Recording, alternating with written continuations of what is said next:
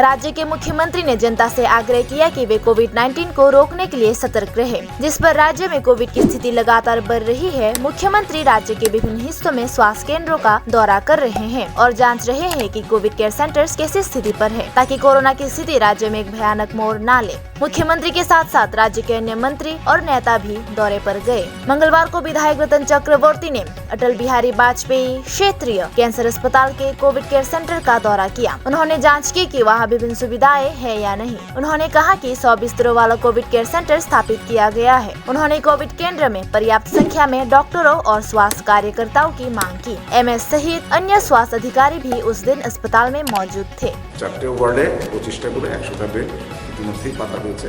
প্রাথমিক কাজ হয়ে গেছে আর অন্যান্য কাজ বাকি আছে, সেগুলো হচ্ছে। অক্সিজেন সাপোর্ট কয়টা দেবে? আপনার 100-100-র মধ্যে 70টা তো এসছেই এখন, আর বাকিগুলো আমরা চেয়েছি, আশা করি পেয়ে যাবো।